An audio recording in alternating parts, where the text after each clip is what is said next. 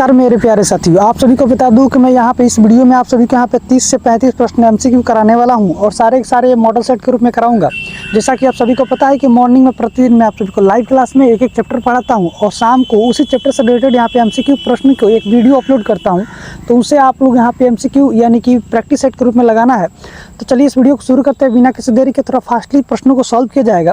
चलिए देखिए, पहला प्रश्न आप सभी के सामने यहाँ पे दिया गया है। प्रश्न आप सभी लोग देख पा रहे होंगे यहाँ पे कि चंद्रगुप्त मौर्य ने मौर्य साम्राज्य की स्थापना कब की थी।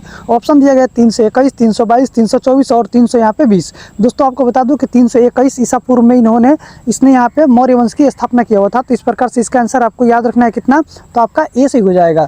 दोस्तों आप सभी को बता दूं चंद्रगुप्त मौर्य का जो जन्म जो हुआ था वो कब हुआ था, तो 345 ईसा पूर्व में। ये भी डेट आपको यहाँ से याद रखना है, 345 ईसा पूर्व में इसका जन्म हुआ था। चलिए देखते हैं नेक्स्ट प्रश्न जो आपसे यहाँ से पूछा गया है। तो आप सभी से बता दें कि वीडियो में देख रहे प्रश्नों का यदि आपको पीडीएफ चाहिए तो पीडीएफ के लिए यहाँ पे कमेंट करिएगा, उसका मैं लिंक यहाँ पे आपको डिस्क्रिप्शन में आपको प्रोवाइड कराऊंगा।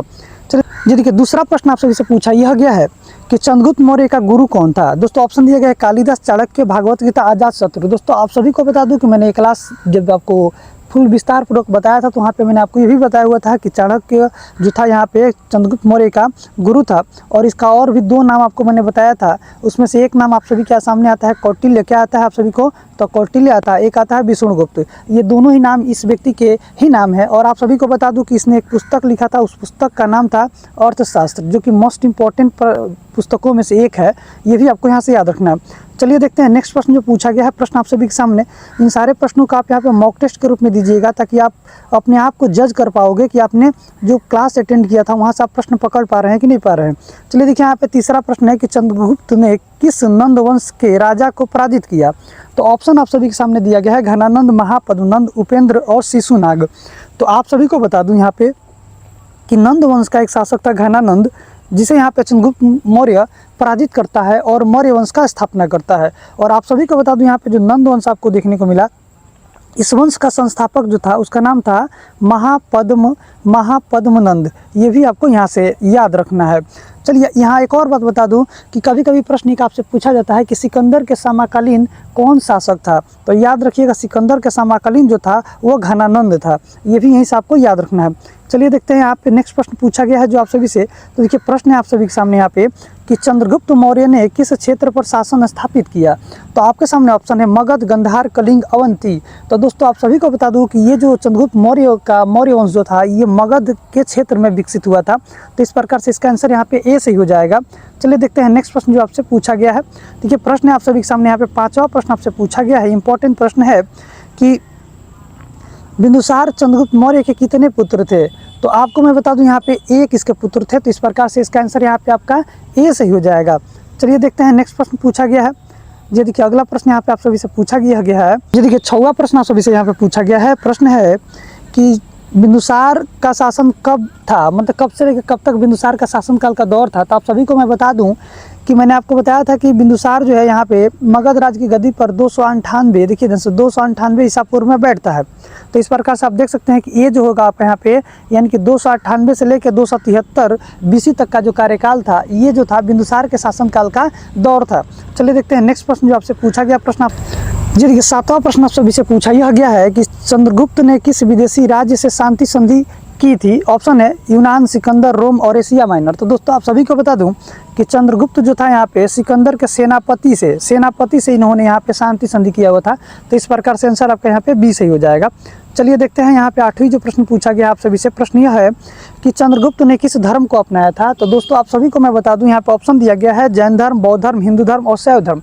तो मैंने इसके बारे में भी आपको यहाँ पे डिस्क्राइब किया हुआ था और आप सभी को पता होगा कि चंद्रगुप्त मौर्य जो था यहाँ पे वो जैन धर्म को मानने वाला एक व्यक्ति था, इसका अनुयायी था। तो इसका आंसर यहाँ पे आपका ए सही हो जाएगा। यहीं पर मैं आप सभी को बता दूँ कि चंद्रगुप्त मौर्य अपना अंतिम समय जो यहाँ पे कर्नाटक के अंतर्गत श्रवणबेलगोला, कहाँ पे कर्नाटक के अंतर्गत एक जगह था, कहाँ पे बाबू, तो श्रवणबेलगोला में ये अपना अंतिम समय बिताता है। ये भी मैंने आपको बताया हुआ था। चलिए देखते हैं अगला प्रश्न जो पूछा गया आप सभी से। प्रश्न यह है कि चाणक्य का दूसरा नाम क्या था। दोस्तों अभी मैंने आपको ऊपर इसके बारे में डिस्क्राइब किया हुआ था, अगर आपने वहाँ से नोट डाउन अगर किया होगा तो इसका आंसर आपको खुद ही कमेंट सेक्शन में लिखना चाहिए। चाणक्य का एक और नाम पूछ रहा है, तो इसमें जो ऑप्शन दिया गया है इस प्रकार से आपका यहाँ पे एक और नाम उसका कौटिल्य हो जाएगा। और इसका एक महत्वपूर्ण पुस्तक है जिसके बारे में फिर से मैं आप सभी को बता दूँ, पुस्तक का नाम आपको याद रखना है अर्थशास्त्र।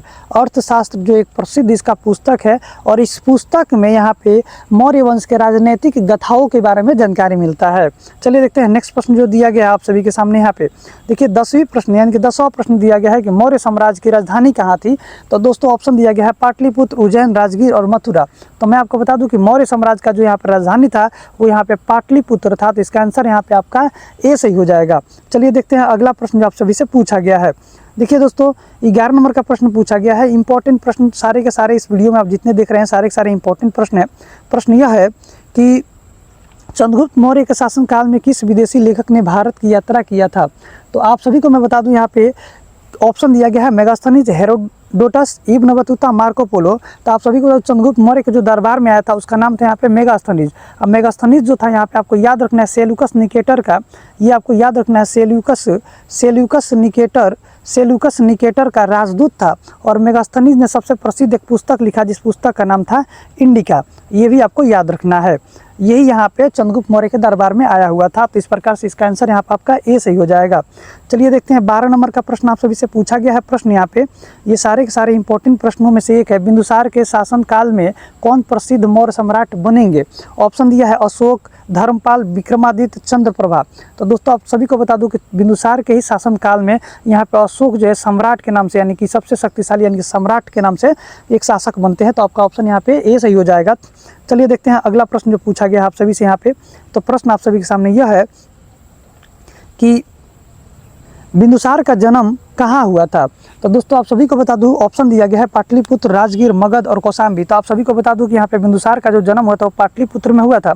और एक और बात आप सभी से एक प्रश्न है कि बिंदुसार को यहाँ पे एक और नाम से जानते हैं, आप सभी को याद रखना है, इन्हें यहाँ पे अमित्रघात, क्या बाबू, तो अमित्रघात के नाम से भी जाना जाता है, ये भी आपको याद रखना है। अमित्रघात का अर्थ यह होता है शत्रु विनाशक, यानी शत्रु का नाश करने वाले व्यक्ति को ही अमित्रघात के नाम से भी जाना जाता है। चलिए अगला प्रश्न देखिए जो पूछा गया आप सभी से 14 नंबर का प्रश्न आप सभी से पूछा यह गया है, इंपॉर्टेंट प्रश्न है। प्रश्न यह है कि चंद्रगुप्त मौर्य ने किसे पराजित कर साम्राज्य का विस्तार किया। तो आप सभी को याद होना चाहिए नंद वंश का शासक जो था घनानंद। तो आपको ऑप्शन देखना है यहाँ पे सिकंदर के सेनापति, नंद वंश, बिंदुसार और कौरव। तो आप सभी को याद होना चाहिए कि नंद वंश के शासक थे, वो शासक कौन था, तो घनानंद। कौन था, घनानंद। इसी को यहाँ पे इन्होंने पराजित करके मौर्य वंश यानी कि मौर्य साम्राज्य का प्रचार और विस्तार किया हुआ था। चलिए देखते हैं। आप सभी से बता दें कि अगर वीडियो आपको अच्छा लगे तो चैनल को सब्सक्राइब कर लीजिएगा और अपने दोस्तों के साथ भी शेयर करिएगा ताकि उनका भी तैयारी हो सके। और प्रतिदिन सुबह मॉर्निंग का लाइव क्लास जुड़ना ना छोड़ें आप लोग, क्योंकि मैं वहीं पे जो डिस्क्राइब करता हूँ उसी से रिलेटेड यहाँ पे MCQ आपको शाम को प्रोवाइड कराता हूँ। तो चलिए यहाँ देखिए अगला प्रश्न आप सभी से पूछा गया है कि चंद्रगुप्त मौर्य ने अपने शासनकाल के दौरान किस व्यवस्था को लागू किया। ऑप्शन है सामंती प्रणाली, केंद्रीय प्रशासन, लोकतंत्र, पंचायती व्यवस्था। तो आप सभी को बता दूं कि इसका आंसर यहाँ पे आपको याद रखना है केंद्रीय प्रशासन व्यवस्था को इसने लागू किया। तो इस प्रकार से आपका यहाँ पे आंसर बी सही हो जाएगा। चलिए देखते हैं नेक्स्ट प्रश्न जो आपसे पूछा गया है। प्रश्न है आप सभी के सामने, यहाँ पे देख पा रहे होंगे सारे के सारे प्रश्नों को, यहाँ पे इंपॉर्टेंट प्रश्नों को इंक्लूड किया गया है इसमें। बिंदुसार के समय मौर्य साम्राज्य का विस्तार किस दिशा में हुआ। ऑप्शन आपको दिया गया है उत्तर, दक्षिण, पश्चिम, पूर्व। तो आप सभी को पता होना चाहिए यहाँ पे दक्षिण दिशा की तरफ इसका ज़्यादा विस्तार देखने को मिलता है। चलिए देखते हैं नेक्स्ट प्रश्न जो आपसे पूछा गया यहाँ पे। देखिए 17 नंबर का प्रश्न पूछा गया आप सभी से, इंपॉर्टेंट प्रश्नों में से ये भी एक है। चंद्रगुप्त मौर्य ने किस प्रसिद्ध जैन तीर्थ से संन्यास लिया। तो आप सभी को बता दूं यहाँ पे ऑप्शन दिया है श्रवणबेलगोला, पावापुरी, गंधर्वपुरी, माउंट आबू। तो इसका आंसर यहाँ पे आपका बी सही हो जाएगा, पावापुरी से इन्होंने संन्यास लिया हुआ था। तो इस प्रकार से आंसर आपका बी सही हो जाएगा। चलिए देखते हैं यहाँ पे 18 नंबर का प्रश्न आप सभी से पूछा यह गया है, इंपॉर्टेंट प्रश्न कि चंद्रगुप्त मौर्य का पुत्र कौन था। तो दोस्तों आप सभी को मैंने बताया था कि चंद्रगुप्त मौर्य का जो यहाँ पे उत्तराधिकारी होते हैं वो बिंदुसार होते हैं। और ये मगध राज्य की गद्दी पर 298, याद रखना आप सभी को, 298 BC में यानी कि ईसा पूर्व में राजगद्दी पर बैठते हैं। और इन्हें यहाँ पे अमित्रघात के नाम से भी जाना जाता है। चलिए नेक्स्ट प्रश्न देखते हैं जो आपसे पूछा गया है। प्रश्न है सामने आपके कि बिंदुसार के समय कौन से मंत्री प्रसिद्ध थे। आपको बताना ही है कि बिंदुसार के समय कौन से मंत्री जो थे वो प्रसिद्ध थे। ऑप्शन दिया है कौटिल्य, रामायण, अशोक के मंत्री या फिर चाणक्य। तो दोस्तों आप सभी को याद रखना है यहाँ पे किसके मंत्री सबसे प्रसिद्ध थे, ये आपको आंसर कमेंट में बताना है कि इसका आंसर क्या होगा।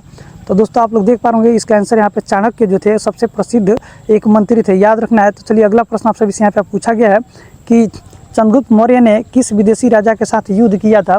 तो आप सभी को मैं बता दूं जो विदेशी राजा था सेल्यूकस निकेटर, उसी से यहाँ पे इन्होंने क्या किया था, तो युद्ध किया हुआ था। यहाँ पे एक और ऑप्शन दिया गया है डेरिसियस, डेरिसियस से भी इन्होंने ऑप्शन के अनुसार यहाँ पे अगर मारना हो तो डेरिसियस से भी इन्होंने यहाँ पे युद्ध किया था। आप सभी को याद रखना चंद्रगुप्त मौर्य जो था सेल्यूकस निकेटर से 305 ईसा पूर्व में यहाँ पे युद्ध करता है, और इस युद्ध का वर्णन जो करता है उस व्यक्ति का नाम आपको याद रखना है एमपी यानस। क्या नाम था उनका, तो एमपी यानस जो है इस युद्ध का वर्णन करते हैं, ठीक है। और यहीं पे आपको बता दूं सेल्यूकस निकेटर की पुत्री होती है कार्नेलिया, उसका विवाह होता है चंद्रगुप्त मौर्य से। चलिए नेक्स्ट प्रश्न देखते हैं जो आपसे यहाँ पे पूछा गया प्रश्न है। देख सकते हैं आप लोग प्रश्न यहाँ पे कि 21 नंबर का प्रश्न आप सभी से पूछा यह गया है कि बिंदुसार की राजधानी कहाँ थी। तो दोस्तों आप सभी को बता दूं कि बिंदुसार का राजधानी जो था यहाँ पे वो यहाँ पे पाटलिपुत्र, आंसर सही हो जाएगा आपका, ए सही हो जाएगा। और यहाँ तक आप सभी को बता दूं बिंदुसार का जो जन्म हुआ था वो भी यहाँ पे पाटलिपुत्र में हुआ था। आप सभी से एक प्रश्न यह है कि पाटलीग्राम का संस्थापक या स्थापना किसने किया था, स्थापना किसने किया था, आपको कमेंट सेक्शन में लिखना है। 21वें प्रश्न का आंसर आपको बताना है। अगर मेरा लाइव क्लास अटेंड किए होंगे तो आपको इसका आंसर पता होना चाहिए। चलिए देखते हैं नेक्स्ट प्रश्न आप सभी से यहाँ पे जो पूछा गया है।